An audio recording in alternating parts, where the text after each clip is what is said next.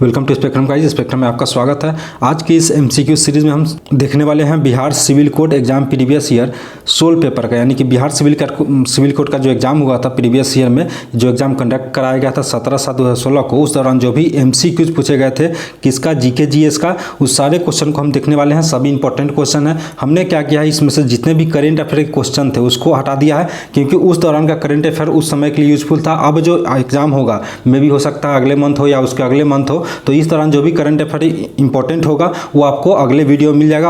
अगला जो भी एमसीक्यूज का सीरीज आएगा उसमें आपको करंट अफेयर भी मिलेगा। इसमें आपको करंट अफेयर नहीं मिलेगा, तो आपको करना क्या है कि चैनल को सब्सक्राइब करना है, साथ ही वीडियो को लाइक करना है, कमेंट करना है, अपने दोस्तों के साथ व्हाट्सअप फेसबुक जहाँ तक शेयर कर सकते हैं शेयर करना, पूरी तरह से फैला देना है। तो चलिए हम वीडियो को शुरू करते हैं। सबसे पहले हम पहला क्वेश्चन देखते हैं। पहला क्वेश्चन है, मेक इन इंडिया अभियान कब शुरू किया गया था? ऑप्शन ए है 2 अक्टूबर 2014 को, ऑप्शन बी है 25 सितंबर 2014 को, ऑप्शन सी है 26 सितंबर 2014 को, और ऑप्शन डी है 15 अगस्त 2014 को। देखिए, अगर किसी भी क्वेश्चन के आंसर अगर आपको पता हो तो आपको करना क्या है, कमेंट बॉक्स में जाना है, वहां पे आपको आंसर कमेंट कर देना है, अपना चेक करने लगा कि आंसर सही है या गलत। इसका जो राइट आंसर है वो है आपका ऑप्शन बी, यानी कि 25 सितंबर 2014 को मेक इन इंडिया अभियान की शुरुआत की गई थी। तो देखिए, इस वीडियो का सबसे जो इंटरेस्टिंग पॉइंट है इस एमसीक्यू सीरीज का, वो ये है आपका कि हमने हर एक क्वेश्चन के लिए की फैक्ट रखा है। क्या रखा है? की फैक्ट रखा है। की फैक्ट रखने का उद्देश्य ये है कि मान लीजिए हमने अभी इस क्वेश्चन में बताया कि मेक इन इंडिया कब शुरू हुआ, लेकिन हो सकता है कोई और योजना पूछ दे या इससे इर्द गिर्द रिलेटेड कोई और बात पूछ दे इस बार एग्जाम में।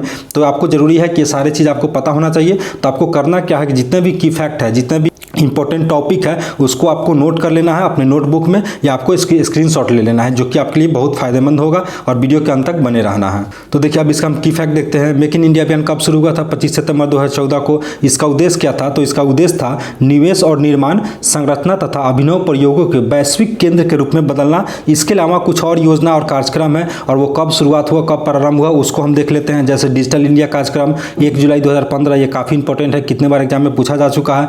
प्रधानमंत्री जनधन योजना 28 अगस्त 2014 को शुरू हुआ था। बेटी बचाओ बेटी पढ़ाओ, ये भी काफ़ी इंपॉर्टेंट है, ये शुरू हुआ था 22 जनवरी 2015 को। इसके अलावा प्रधानमंत्री कौशल विकास योजना 15 जुलाई 2015 को। उदय योजना 5 नवंबर 2015 को। प्रधानमंत्री गरीब कल्याण योजना 26 मार्च 2020 को शुरू हुआ था। ये भी काफ़ी इंपॉर्टेंट है। इसके अलावा स्टार्टअप इंडिया, ये भी काफ़ी इंपॉर्टेंट है, जो कि शुरू हुआ था 16 जनवरी 2016 को। तो देखिए, जितने भी हमने योजना और उसके शुरुआत की जो तिथि बताई है, तो उसको आपको करना क्या है कि अपने नोटबुक में लिख लेना है, और उसको हमेशा देखते रहना है, याद करके रखना है, साथ ही कमेंट जरूर करना है, और वीडियो को शेयर भी करना है। फिर अगला क्वेश्चन की तरफ बढ़ते हैं। अगला क्वेश्चन देखते हैं। अगला क्वेश्चन है, ऋग्वेद में किस जानवर को अधन्या घोषित किया गया? देखिए, ये कहीं कहीं अधन्या या कहीं कहीं आपको अगन्या भी मिल जाएगा, तो उसको घबराने की बात नहीं है। अधन्या या अगन्या दोनों एक ही होता है। तो ऋग्वेद में किस जानवर को अधन्या घोषित किया गया है? ऑप्शन ए है भेड़, ऑप्शन बी है गाय, ऑप्शन सी है घोड़ा, और ऑप्शन डी है बकरी। तो इसका जो राइट आंसर है वो है आपका ऑप्शन बी। देखिए, अगर आपको आंसर पता हो तो कमेंट जरूर करके बताइएगा। अब हम इसके की फैक्ट की तरफ बढ़ते हैं कि इसका की पॉइंट देखते हैं।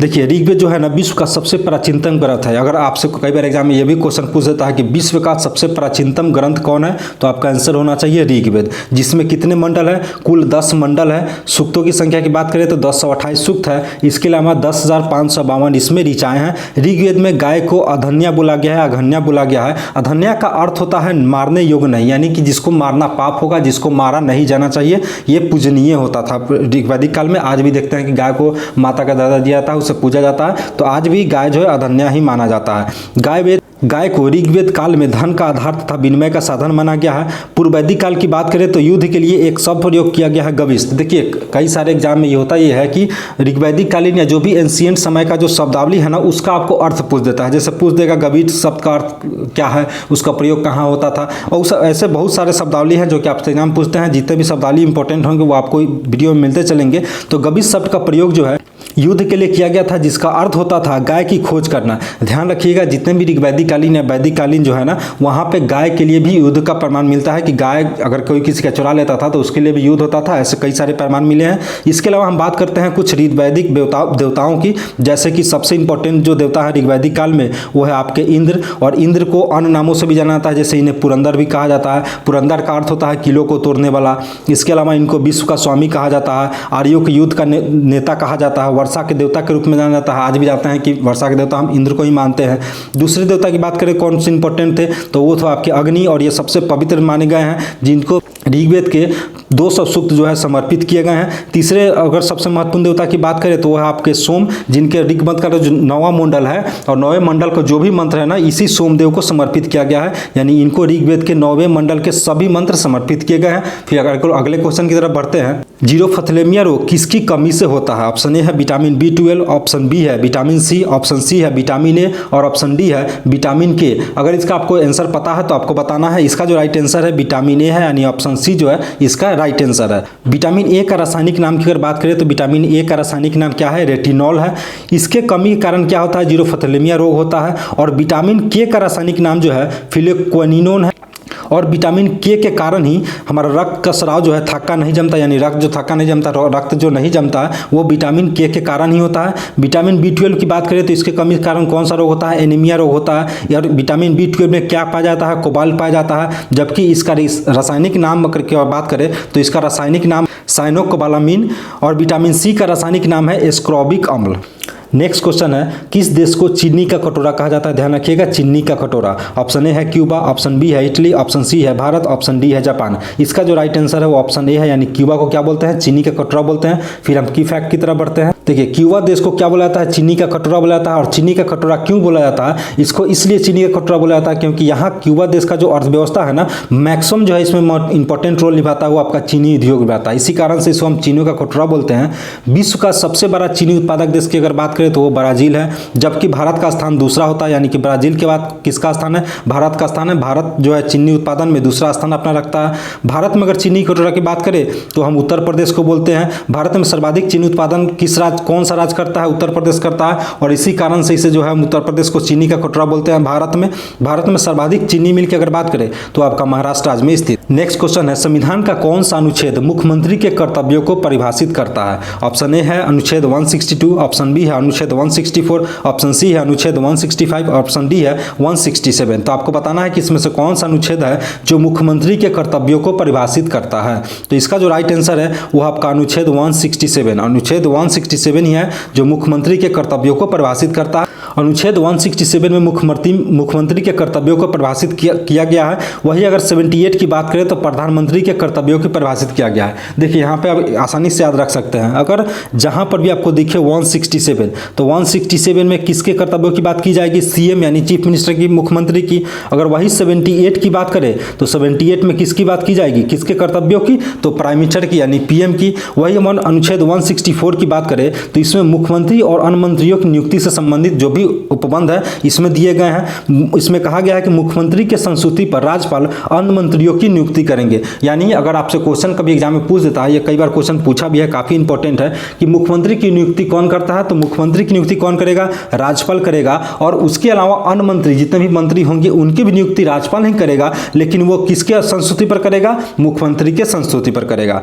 अनुच्छेद 165 में महाधिवक्ता का उल्लेख किया गया है। और ये जो महाधिवक्ता होता है ना, वो राज्य सरकार का सबसे बड़ा विधिक सलाहकार होता है। ध्यान रखिएगा, एग्जाम में कई बार पूछता है, ये काफी इंपॉर्टेंट है, ये आप नोट कर लीजिएगा एक्स्ट्रा से कि राज्य का सबसे बड़ा विधिक सलाहकार कौन होता है? महाधिवक्ता होता है। या एग्जाम में ऐसे पूछ देता है कि भारत सरकार का सबसे बड़ा विधिक सलाहकार कौन है, तो भी ये भी आपके लिए इंपॉर्टेंट है। फिर आगे हम बढ़ते हैं। निम्नलिखित में से कौन हमारे शरीर के अंदर नहीं बनता? ऑप्शन ए है विटामिन ए, ऑप्शन बी है प्रोटीन, ऑप्शन सी है एंजाइम और ऑप्शन डी है हार्मोन। इसका जो राइट आंसर है वो ऑप्शन ए है, विटामिन ए जो है हमारे शरीर के अंदर, विटामिन ए हमारे शरीर के अंदर नहीं बनता है। विटामिन ए का मानव शरीर में काम क्या है? तो करता क्या है कि इन्फेक्शन को रोकता है। हमारे शरीर में जो भी इन्फेक्शन होता है ना, उसे रोकने का कार्य यही विटामिन ए करता है। यह मानव शरीर में कहाँ पे भंडारित होगा? तो ये यकृत में भंडारित होगा। और विटामिन ए का आविष्कार अगर कभी एग्जाम पूछता है तो वह आपका मैकुलन, यह वसा में घुलनशील होता है।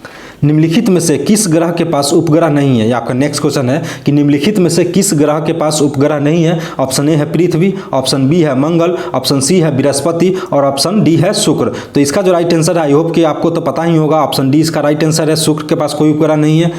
देखिए, सिर्फ शुक्र ही नहीं बल्कि शुक्र और बुध दोनों के पास कोई उपग्रह नहीं है। किसके पास उपग्रह नहीं है? शुक्र ग्रह के पास और बुध ग्रह के पास कोई उपग्रह नहीं है। जबकि मंगल ग्रह की बात करें तो उसके पास 2 उपग्रह है। कौन कौन से? फोबोस और डिमोस। और ये डिमोस जो है ना, सौरमंडल का सबसे छोटा उपग्रह है। डिमोस क्या है? सौरमंडल का सबसे छोटा उपग्रह है। जबकि अगर सब ये बात करें कि सर्वाधिक उपग्रह किसके पास है, तो शनि ग्रह के पास सर्वाधिक उपग्रह है, टोटल इसके पास 82 है। जबकि बृहस्पति की बात करें तो 79 उपग्रह है इसके पास। सौरमंडल का सबसे बड़ा ग्रह की बात करें तो यह आपका गैनीमीड है, जबकि वही दूसरा सबसे बड़ा ग्रह की बात करें तो टाइटन है। भारतीय रेल यानी कि इंडियन रेलवे का कौन सा जोन सबसे छोटा जोन है? ध्यान रखिएगा, सबसे छोटा जोन पूछ रहा है। ऑप्शन ए है दिल्ली मेट्रो, ऑप्शन बी है मुंबई मेट्रो, ऑप्शन सी है कलकत्ता मेट्रो, ऑप्शन डी है बेंगलुरु मेट्रो। तो इसका जो राइट आंसर है वो आपका ऑप्शन सी है, यानी कलकत्ता मेट्रो सबसे छोटा है। भारतीय रेलवे का सबसे छोटा जोन जो है ना कौन सा है? कलकत्ता मेट्रो है। और इसकी शुरुआत कब की गई थी? तो इसकी शुरुआत जो है 24 अक्टूबर 1984 को की गई थी। भारत का सबसे बड़ा अगर जोन की बात करें तो वही उत्तर रेलवे जोन है।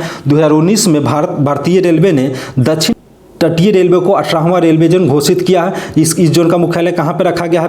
विशाखापत्तनम रखा गया है। वही अगर बात करें दिल्ली मेट्रो की शुरुआत कब हुई थी तो ये आपका 24 दिसंबर 2002 को हुआ था। मुंबई मेट्रो की शुरुआत कब हुई थी तो 8 जून 2014 को हुआ था। बेंगलुरु मेट्रो की बात करें तो 20 अक्टूबर 2011 को हुआ था। काफ़ी इंपॉर्टेंट है, इस सबको आप नोट करते चलिएगा। क्वार्टजाइट क्या अंतरित हुआ है? ऑप्शन ए है चूना पत्थर से, ऑप्शन बी है प्लूटोनिक पत्थर से, ऑप्शन सी है बलुआ पत्थर से और ऑप्शन डी है सेल से। तो इसका जो राइट आंसर है वो है आपका ऑप्शन सी यानी बलुआ पत्थर से। क्वार्टजाइट किससे क्या अंतरित हुआ है? तो आपका बलुआ पत्थर से क्या अंतरित हुआ है। फिर हम की फैक्ट को देखते हैं। देखिए हम इसमें क्या देखने वाले हैं, कुछ औषधि चट्टान और प्रदार चट्टान और उसके क्यांतरित रूप देखने वाले हैं। जैसे कि सपिंड जो है इसका क्या है क्यांतरित रूप? सपिंड सिस्ट है। सेल की बात करें तो स्लेट है। चूना पत्थर की बात करें तो संगमरमर है। लिग्नाइट कोयला की बात करें तो एंथ्रेसाइट कोयला है। इसके अलावा कोई आग्नेय चट्टान और उसके क्यांतरित रूप की बात करें तो ग्रेनाइट हो गया, इसका क्यांतरित रूप क्या है? नीस है। साइनाइट की बात करें तो साइनाइट नीस है। ग्रेबो की बात करें तो सरपेंटाइन है। बेसाल्ट की बात करें तो सिस्ट है। भारत की निम्नलिखित में से कौन सी मिट्टी कपास की खेती के लिए उपयुक्त है? ऑप्शन ए है रेगुर मिट्टी, ऑप्शन बी है लेटराइट मिट्टी, ऑप्शन सी है जलोढ़ मिट्टी और ऑप्शन डी है लाल मिट्टी। तो इसका जो राइट आंसर है वो है आपका ऑप्शन ए यानी कि रेगुर मिट्टी। देखिए भारत की रेगुर मिट्टी जो है ना कपास की खेती के लिए सबसे उपयुक्त है, यानी कि रेगुर मिट्टी पे कपास की खेती अच्छी खासी होती है। रेगुर मिट्टी को कुछ अन्य नामों से भी जानते हैं, जैसे कि कपासी मिट्टी हो गया या काली मिट्टी हो गया। रेगुर मिट्टी को इसके अलावा ये बोलते हैं कि ये स्वतः जोता हुआ मिट्टी भी है। काली मिट्टी का अंतर्राष्ट्रीय नाम की अगर बात करें, यानी काली मिट्टी वही रेगुर मिट्टी की बात करें कि इसका अंतर्राष्ट्रीय नाम क्या है, तो इसका अंतर्राष्ट्रीय नाम है चारनोजम मिट्टी, इसको बोलते हैं इंटरनेशनल लेवल पे। काली मिट्टी ये काला रंग क्यों होता है, कभी कभी एग्जाम में पूछ दे तो ध्यान रखिएगा। इसका जो काला रंग जो है ये काला रंग इसलिए होता है क्योंकि इसमें टिटेनीफेरस मैग्नेटाइट एवं जीवाश्म पाया जाता है, उसका उपस्थिति होता है, इसी कारण से इसका रंग जो है काला होता है। काली मिट्टी का निर्माण कैसे हुआ? तो इसका निर्माण जो है लावा और मैग्मा आदि के द्वारा हुआ है, इसलिए इसे लावा मिट्टी भी कहते हैं। इसे लावा मिट्टी क्यों कहते हैं? क्योंकि इसका निर्माण जो है लावा से हुआ है। काली मिट्टी का सर्वाधिक विस्तार अगर बात करें भारत में कहाँ कहाँ पे है तो आपका महाराष्ट्र में है और गुजरात में है। तो इतना तो आपको ज्ञात हो गया कि जब इसका विस्तार जो है महाराष्ट्र और गुजरात में है और ये कपास की खेती के लिए सबसे उपयुक्त है, तो कपास की उत्पादन में या उसका खेती करने में सबसे ज़्यादा कौन सा होगा? महाराष्ट्र और गुजरात होगा। भारत का प्रमुख मिट्टी जो है जलोढ़ मिट्टी है। जलोढ़ मिट्टी ये कृषि योग के लिए सबसे उपयुक्त है या कृषि करने के लिए सबसे उपयुक्त होती है और ये गंगा का जो भी बाढ़ इलाका है, गंगा का जो तराई क्षेत्र है उसकी तरफ ये पाया जाता है। नेक्स्ट क्वेश्चन है निम्नलिखित में से कौन एक पादप हार्मोन है? ऑप्शन ए है इंसुलिन, ऑप्शन बी है थायरॉक्सिन, ऑप्शन सी है जिबरेलिन और ऑप्शन डी है एस्ट्रोजन। इसमें से आपको बताना है कि कौन सा पादप हार्मोन है। तो इसका जो राइट आंसर है वो आपका जिबरेलिन ऑप्शन सी। देखिए जिबरेलिन एक पादप हार्मोन है। इसके अलावा और सारे अगर पादप हार्मोन की बात करें जैसे ऑक्सीन हो गया, जिबरेलिन हो, साइटोकाइनिन्स हो गया, एबिसिक एसिड हो गया, एथिलीन हो गया। इंडिया विंग्स फ्रीडम किनकी आत्मकथा है? ऑप्शन ए है सैयद अहमद खान, ऑप्शन बी है मोहम्मद अली, ऑप्शन सी है अबुल कलाम आज़ाद, ऑप्शन डी है जाकिर हुसैन। तो इसका जो राइट आंसर है वो है आपका ऑप्शन सी यानी अबुल कलाम आज़ाद। इसके अलावा कुछ अन्य लेखक और उसके पुस्तक देखते हैं, जैसे इंडियन स्ट्रगल हो गया, ये इसके लेखक सुभाष चंद्र बोस है। द नेशन इन मेकिंग की बात करें तो एस एन बनर्जी है। नील दर्पण की बात करें तो दीनबंधु मित्र है। डिस्कवरी ऑफ इंडिया की बात करें तो जवाहरलाल नेहरू है। कांग्रेस का इतिहास पटाभी सीतारामैया है। भारत दुर्दशा भारतेंदु हरिश्चंद्र। भारत भारती मैथिली शरण गुप्त। कर्मयोग की बात करें तो स्वामी विवेकानंद। हिंद स्वराज की बात करें तो महात्मा गांधी। सत्याग्रह प्रकाश की बात करें तो दयानंद सरस्वती, सॉरी यहाँ पे स्वामी दयानंद सरस्वती यहाँ पे आपका लिखना होगा। असबाब बगावत की बात करें तो सैयद अहमद खां। द ग्रेट रिबेलियन की बात करें तो अशोक मेहता। ये जितने जी हमने पुस्तक और उसके लेखक बताए हैं काफ़ी इंपॉर्टेंट है, इसे आप एक्स्ट्रा नोट कर लीजिएगा अपने नोटबुक में। नेक्स्ट क्वेश्चन है निम्नलिखित में किस देश का संविधान अलिखित है यानी लिखा हुआ नहीं है? ऑप्शन ए है भारत, ऑप्शन बी है पाकिस्तान, ऑप्शन सी है यूएसए और ऑप्शन डी है यूके। तो इसका जो राइट आंसर है ऑप्शन डी है यूके। देखिए यूके यानी कि यूनाइटेड किंगडम का संविधान अलिखित है। विश्व का प्रथम लिखित संविधान की अगर बात करें तो आपका यूएसए है यानी यूनाइटेड स्टेट अमेरिका का है। और ये सबसे छोटा संविधान, विश्व का सबसे छोटा संविधान भी किसका है? यूएसए का है, यानी कि प्रथम लिखित संविधान और सबसे छोटा संविधान किसका होगा? USA United state of America. और इसका छोटा संविधान और इसमें कितने अनुच्छेद है? ये सबसे कम है, सिर्फ 7 अनुच्छेद ही इसके अंतर्गत है। विश्व का सबसे बड़ा अगर संविधान की बात करें तो भारत का है। भारत में संविधान की सर्वोच्चता है। यहाँ पर अगर किसी की सर्वोच्चता की बात की गई है तो संविधान की, यहाँ पे सरकार या सुप्रीम कोर्ट या कोई अन्य संस्था जो है कि उसकी सर्वोच्चता की बात नहीं की गई है, यानी कि यहाँ का जो शासन जो है, यहाँ पे जो शासन चलता है, यहाँ पे जो कानून है वो सब संविधान के द्वारा ही तय किया जाता है। सबको संविधान के अंतर्गत उसके सीमा में रह करके ही अपने कार्य को करना होगा। भारत का संविधान कैबिनेट मिशन के प्रस्ताव पर संविधान सभा द्वारा किया गया। भारतीय संविधान की सबसे बड़ी विशेषता यह है कि यह विश्व की सबसे मध्य प्रदेश उच्च न्यायालय की पीठ कहाँ स्थित है? आपका अगला क्वेश्चन है। ऑप्शन ए है इंदौर में, ऑप्शन बी है भोपाल में, ऑप्शन सी है ग्वालियर में, ऑप्शन डी है जबलपुर में। तो इसका जो राइट आंसर है ऑप्शन डी यानी कि जबलपुर।